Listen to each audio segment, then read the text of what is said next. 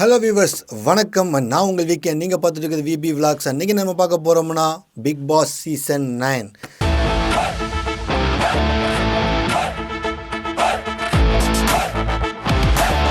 So இந்த week big பாஸில் நடந்த விஷயங்களை பற்றி இன்றைக்கி நம்ம இந்த வீடியோவில் பார்க்க போகிறோம். அதில் பார்த்திங்கன்னா ஏகப்பட்ட டாஸ்க்குகள், ஏகப்பட்ட சம்பவங்கள், ப்ராங்க்ஸ், இந்த மாதிரி ஏகப்பட்ட விஷயங்கள் இருக்குது. ஸோ அதை பற்றி டீட்டெயிலாக என்னன்றதை பார்ப்போம். வீக்கெண்டு நேற்று என்ன நடந்துச்சு அப்படின்னா, விஜய் சேதுபதி அட்ரஸ் பண்ணார். அதில் முதல்ல பார்த்திங்கன்னா இந்த ப்ராங்க் விஷயத்தான் எடுத்து வச்சு அட்ரஸ் பண்ணார். அதில் 3 பேர்த்தையும் ஒன்றா உட்கார வச்சுட்டு மற்ற கண்டஸ்டன்ஸ் எல்லாருமே கேட்டாங்க, இந்த ப்ராங்க் உங்களுக்கு எப்படி இருந்துச்சு பார்க்குறதுக்கு, இது எப்படி பண்ணியிருக்கலாம் அப்படின்ற மாதிரி கேட்டாங்க.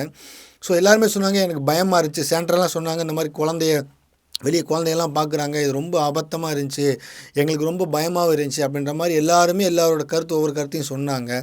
மெயினாக என்னென்னா, வெளியில் என் குழந்தைங்க பார்ப்பாங்க அப்படின்ற ஒரு விஷயம் மனசில் பயங்கரமாக இருந்தது. பட் அதுக்கப்புறம் தான் விஜய் சேதுபதி, நீங்கள் 3 பேரே இதுக்கான பதிலை சொல்லிடுங்கன்னு சொல்லிட்டு வெளியே போனார். இவங்க 3 பேர் சேர்ந்து ஒரு பதிலை சொல்கிறாங்க. என்னென்னா, இது முழுக்க ப்ராங்க் தான் நாங்கள் பண்ணோம்.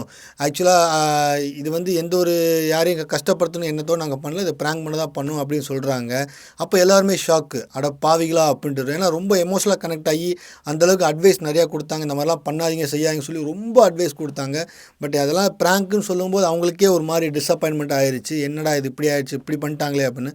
அப்போ எஃப்ஜே கேட்குறேன், அந்த மாதிரி மேலிடத்துக்கு தெரியுமா அப்படின்னு கேட்கும்போது பிரவீன் சொல்கிறாரு, இது பிக் பாஸுக்கும் தெரிஞ்சு அவரும் சப்போர்ட் பண்ணாரு அப்படின்ற மாதிரி சொன்னார். இது டீமுக்கு தெரிஞ்சு இது பண்ணதும். அதுக்கப்புறம் விஜய் சேதுபதி உள்ளே வந்ததுக்கப்புறம் 3 பேர்த்தையும் வச்சு ஒரு கேள்வி கேட்டார். பிக் பாஸ் உங்களுக்கு சப்போர்ட்லாம் பண்ணலை, நீங்கள் ஆரம்பித்து வச்ச ப்ராங்கை நான் முடிச்சு வைக்கிறேன்னு மட்டும்தான் சொன்னார் அப்படின்ற மாதிரி ஒரு விஷயத்த சொல்கிறாரு. நீங்கள் ஆரம்பித்ததை அவர் முடிச்சு வைக்கிறேன்னு சொன்னார் ஒழிய இதில் பிக் பாஸ் உங்களுக்கு உடந்த கிடையாது. ஆமாங்க, ப்ராங்க்கு பண்ணலாம். பட் ஆனால் முக்கியமாக பார்த்தீங்கன்னா, அந்த ப்ராங்க் தான் அந்த வாரத்துக்கான ஸ்டார்டிங்காகவே இருந்துச்சு. அந்த வாரத்துக்கு நாள் கண்டென்ட்டே அதுதான் இருந்துச்சு. அது இல்லைன்னா அந்த நாள் கண்டென்ட் எதுவுமே இல்லை பிக் பாஸை பொறுத்த வரைக்கும், மக்களுக்கும் சரி. ஸோ அது இவங்க சொல்கிறாங்க, வேறு மாதிரி பண்ணியிருக்கலாம், செஞ்சுருக்கலாம் அப்படின்னு. வேறு மாதிரி பண்ணியிருந்தாலும் அது ஒன்றும் பெருசாக எழுந்திருக்காது. ஸோ இவங்க இந்த மாதிரி பண்ணனால தான் அது ரொம்ப பெருசாகவும் பேசப்பட்டுச்சு, எடுக்கப்பட்டுச்சு. ஸோ விஜய் சேதுபதி அட்வைஸும் கொடுத்தாரு, ப்ராங்க் பண்ணுங்கள், பட் இந்த மாதிரி விஷயங்களை பண்ணாதீங்க, வேறு வழிகள் நிறையா இருக்குது. ஸோ அந்த வழியில் நீங்கள் ப்ராங்க் பண்ணுங்கள், இது வேணாம், மற்றவங்கள பயப்படுத்துகிற மாதிரியும் மற்றவங்களுக்கு ஒரு அச்சத்தை கொடுக்குற மாதிரியும் மற்றவங்களோட எமோஷன்ஸை விளையாடுற மாதிரியான ப்ராங்க் நீங்கள் பண்ணாதீங்க அப்படின்ற மாதிரி ஒரு அட்வைஸ் கொடுத்து உட்கார வச்சிட்டாரு. ரெண்டாவது பார்த்தீங்கன்னா, நம்ம பார்வதியை வந்து போகிற போகல் நேற்று கலாச்சாருங்க. என்ன பேசினாலும் பார்வதியை கலாய் தான். நீங்கள் யாருன்றது தெரியும் எனக்கு, இந்த மாதிரிலாம் எங்ககிட்டலாம் இப்படிலாம் பண்ண வேணாம், பேச வேணாம், நீங்கள் யாருன்றது தெரியும், உட்காருங்கன்னு சொல்லிட்டு பார்வதியை கேப் கிடைக்கிறது தான் கலாச்சாரு. மேடம் நீங்கள் யாரும் எங்கள் எல்லாரும் தெரியும் மேடம். நிறைய விஷயங்கள் நடந்துச்சு. அதுக்கப்புறம் பார்த்தீங்கன்னா, யாருமே எதிர்பார்க்காத ஒரு விஷயங்கள்லாம் நேற்று நடந்துச்சு. என்னன்னு பார்த்தீங்கன்னா, எவிக்ஷன். ஸோ நாள் சாட்டர்டே எபிசோடில் எவிக்ஷன் பண்ணுறது இதுதான் ஃபஸ்ட் டைமு. அது எல்லாத்துக்குமே ஒரு ஷாக்கிங்காக இருந்துச்சு. அது யாருன்னு பார்த்தீங்கன்னா, நம்ம கொரியன் காய் துஷாரை வீட்டை விட்டு வெளியே அனுப்பிச்சிருக்காங்க. பொம்பளைய நம்பி கெட்டு போனவங்க ரொம்ப. துஷார் ஏன் அமிச்சாங்க அப்படின்ற பார்க்குறப்ப உங்களுக்கே தெரியும், ஆக்டிவிட்டீஸ் நிறையா பெருசாக இல்லை. டாஸ்க்குன்னு வந்தால் பீஸ்டாக இருக்க ஓகே, எல்லாம் ஓகே.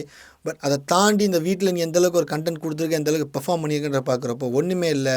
அரோரா கூட சேர்ந்து மூலையில் உட்காந்து குசுன்னு பேசும். அது நிறையா டைம் விஜய் சேதுபதி அட்ரஸ் பண்ணியிருக்காரு. அப்போயாவது திருந்துவான்னு பார்த்தா அப்பையும் திருந்தலை. திரும்ப அதே பண்ணிருக்கனால. ஆனால் நல்ல ஸ்ட்ராங் பிளேயர் தான். அரோராவை வச்சுட்டு இவனை அனுப்பிச்சிருக்காங்க. அதுதான் ஏற்றுக்கவே முடியாத ஒரு விஷயமா இருக்குது.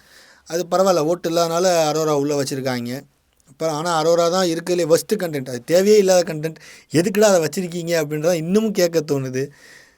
இதுக்கும் நேற்று விஜய் சேதுபதி சொல்கிறாரு, ஓப்பனாகவே சொல்கிறாரு, அரோரா இருக்கீங்களா? ஆமாங்க, இதுதான் நம்மளோட கண்டஸ்டன்ட், பிக் பாஸ் கண்டஸ்டன்ட் அரோரான்னு சொல்லி பச்சையாக கலாய்க்கிறாரு. அப்போயாவது திருந்துவான்னு பார்க்குறேன், அது திருந்த மாட்டாங்க. திரும்ப கமருதீன், இப்போ துஷார் போயிட்டாங்கன்னா அடுத்து கமருதீன் கூட ஆரம்பிப்பாங்க. அது ஒரு பக்கம் ட்ராக் போகும், அடுத்த வாரம் என்னன்றதை பார்ப்போம்.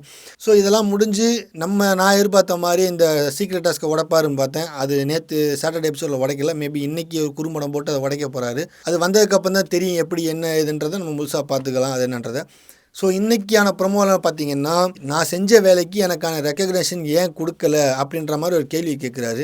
ஸோ அதில் எஃப்ஜே வந்து சொல்கிறாரு, இந்த மாதிரி கார்னிவல் கெஸ்ட்டெல்லாம் வந்தாங்க, அன்றைக்கி நைட்டு கார்னிவல் அரேஞ்ச் பண்ணியிருந்தேன்.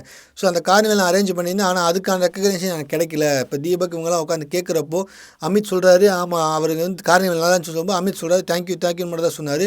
இந்த மாதிரி எஃப்ஜே தான் பண்ணார், எஃப்ஜே தான் இனிஷியேட் பண்ணார், எஃப்ஜே ஒரு ஐடியா தான் அப்படின்னு சொல்லி எந்த ஒரு விஷயத்தையும் சொல்லவே இல்லை அவர்.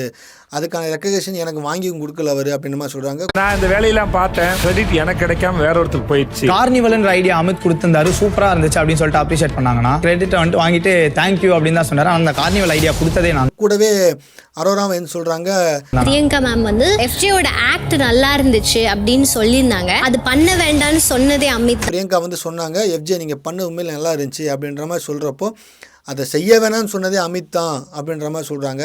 இதுக்கு நடுவில் அமித் என்ன சொல்கிறாரு, சார் இல்லை சார் பண்ண ஓகே, பட் கொஞ்சம் கம்மி பண்ணி பண்ண சொன்னாங்க அப்படின்ற மாதிரி சொல்கிறாரு. அப்போ விஜய் சேதுபதி கேட்குறாரு யார் சொன்னா அப்படின்னு. தீபக் சார் சொன்னார் இந்த மாதிரி கம்மி பண்ணி பண்ணுங்க அப்படின்ற மாதிரி. தீபக் சொல்லவே இல்லை அப்படின்னு சொல்லும்போது, தீபக்கிட்ட கேட்கவான்னு சொல்லும்போது, கேளுங்கன்னு சொன்ன உடனே எவ்வளோ தைரியமா உனக்கு, தீபக்கிட்ட கேளுங்க, ஏன் இருக்க மாட்டாங்கன்னு நினைக்கிறியா அப்படின்ட்டு கேளுங்கன்னு சொன்ன உடனே விஜய் சேதுபதி தீபக்கை வர சொல்லிட்டு ஸ்டேஜில் நிற்கிறாங்க. கொஞ்சம் கம்மி பண்ண சொல்லுங்க அப்படின்னு கூட சொன்னாரு. யாரு? தீபக் சாரே சொன்னார். தீபக் சொன்னார். அப்படி என்கிட்ட டைரக்டா சொல்லலாம். கூட அவர் கூட கூப்பிடுங்க சார். ஸோ இதுக்கப்புறம் தான் பிளாஸ்ட் இருக்குது. ஸோ தீபக் வந்து பார்த்தீங்கன்னா அமித் பண்ணதையும் வியானா பண்ணதையும் கண்டிப்பாக அட்ரஸ் பண்ணுவாங்கன்னு நான் நம்புகிறேன். ஏன்னா வியானாவை பற்றி உங்களுக்கு தெரியும், அது கேமரா முன்னாடி ஒரு ஆக்டிங், கேமரா இல்லாத ஆக்டிங், முழுக்க கேமரா கண்டென்ட் குயின். அது கேமரா இருந்தால் மட்டும்தான் அது வேலை செய்யும், கேமரா இல்லைன்னா வியானா வேலை செய்யாது. அப்படி தான் இருக்குது இந்த வீட்டில். ஸோ இப்போ வரைக்குமே இந்த வீட்டில் பார்த்தீங்கன்னா இருந்தது பார்வதியை மட்டுமே மையப்பற்றி இருந்த வீடு, இப்போ பார்வதியை ஓரமாக உட்கார வச்சுட்டு வைல்ட் கார்ட் கண்டஸ்டன்ஸ் மேலே ஏறி வந்திருக்காங்கன்னு நான் சொல்ல முடியும். ஸோ என்னை பொறுத்த வரைக்கும் அவங்க கேமை மாற்றிருக்காங்க. இப்போ இந்த 4 வாரம் இருந்த கேம் வேறு, இப்போ இருக்கிற கேம் வேறு, அந்த மாற்றம் இருக்குது அப்படின்றத நான் உண்மையாக நம்புகிறேன். ஸோ அது விஜய் சேதுபதி அட்ரஸ் பண்ணார். நீங்கள் 4 பேர் ஓகே நல்லா பண்ணுங்க அப்படின்ற மாதிரி சொல்லியிருந்தார். ஸோ இதுக்கப்புறம் பார்வதி வெளியே தெரியாமல் இவங்களோட வாய்ஸ் மேலே வரும் அப்படின்னு எல்லாருமே இண்டிவிஜுவலாக அவங்கவுங்க வாய்ஸை கொடுக்கணும் அப்படின்றது தான் அதில் விஷயமாகவே இருக்குது. பட் எப்பயும் கொடுப்பாங்களா இல்லை குரூப்பாக சேர்ந்தா கற்றுவாங்களான்றது இன்னும் வரும் வாரங்களில் என்னன்றதை பார்க்கலாம். ஸோ இன்றைக்கான எபிசோடில் பார்த்தீங்கன்னா நேற்றே சொல்லியிருந்தேன் டபுள் எவிக்ஷன் இருக்குதுன்னு சொல்லி கேள்விப்பட்டிருந்தேன். ஸோ இன்றைக்கான எபிசோடில் யார் எவிக்ட் ஆகிறான்னு பார்த்தீங்கன்னா பிரவீன் ராஜ் எவிக்ட் ஆகிறாரு. நேற்று எபிசோடில் பார்த்தீங்கன்னா பிரவீன் ராஜ் வேஷ்டி சட்டியோடு இருப்பார். அப்போ விஜய் சேதுபதி கேட்குறாரு என்ன வேஷ்டி சட்டியோடு இருக்கீங்கன்னும் போது, என் ஒய்ஃப் ஏதோ சிம்பாலிக்காக எனக்கு கொடுத்து விட்ருக்காங்க, சொல்லணும்னு நினைக்கிறாங்க, அதனால தான் இந்த ட்ரெஸ்ஸை கொடுத்து விட்ருக்காங்க அப்படின்னு சொல்லுவாங்க. வீட்டில் தான் கொடுத்து விட்டாங்க, என் பொண்டாட்டி சிம்பாலிக்காக அதை சொல்ல வராங்கன்னு அப்படின்னு. உண்மைதான். எவிக்டான முன்னாடியே ஃபேமிலிகிட்ட சொல்லிடுவாங்க இந்த மாதிரி இவங்க எவிக்ட் ஆகிறாங்கன்னு சொல்லிட்டு. ஸோ அவங்கெல்லாம் வந்துடுவாங்க. நாங்கள் ஒரு 300-400 பேர் சேர்ந்து போடுற ஸ்ட்ராட்டஜி விட இவங்கெல்லாம் போடுற ஸ்ட்ராட்டஜி இருக்கு. அப்படி இருக்கும்போது அந்த ட்ரெஸ்ஸை அவங்க ஒய்ஃப் கொடுத்து விட்ருக்காங்க. அது தெரியும் எவிக்ட் ஆக போகிறாங்கன்னு தெரிஞ்சிருச்சு. அதனால தான் அதை கொடுத்து விட்டு அந்த ஒரு காஸ்டியூமை நிற்க வச்சுருக்காங்க. ஸோ பிரவீன் ராஜ் எவிக்ட் ஆகிறது அன்ஃபேர் தான். என்னை பொறுத்த வரைக்குமே பிரவீன் ராஜ் வந்து அன்ஃபேர் தான். ஏன்னா இந்த வீட்லேயே அதிகமாக டாஸ்க் எஃபர்ட் போட்டு பண்ணுறது, கண்டென்ட் கொடுக்குறது எல்லாமே பிரவீன் ராஜ் தான் அதிகமாக பண்ணிட்டாங்க. பட் ஏன் பிரவீன் ராஜை எவிக்ட் பண்ணுறாங்கன்றது தான் இன்ன வரைக்கும் புரியல. ரம்யா எவிக்ட் ஆக வேண்டியதாக இருந்துச்சு. பட் கடைசி நேரத்தில் பிரவீன் ராஜ் ஓட்டிங் அதிகமாக இருக்கார் அப்படின்னு சொல்லிட்டு பிரவீன் ராஜை எவிக்ட் பண்ணுறாங்க. அது ஏன் என்ன காரணன்றது எனக்கு தெரியல. ஓட்டிங்லாம் சும்மா ஃபேக்குன்றது தெரியும். பட் இந்த விஜய் டிவியே இந்த மாதிரி ஸ்டெப்பை இனிஷியேட் பண்ணி அவங்க பண்ணுறாங்க. இது முழுக்க அன்ஃபேர் தான் என்னால் சொல்ல முடியும். பட் ஸோ இன்றைக்கி என்னன்றதை பார்ப்போம். இன்றைக்கி எவிக்ட் ஆக போகிறது பிரவீன் ராஜ் தான்.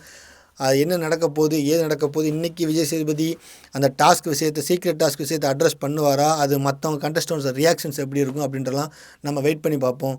ஸோ இது பற்றி சுவாரஸ்யமான பல தகவலோட உங்களை அடுத்த வீடியோவில் சந்திக்கிறேன். Bye viewers.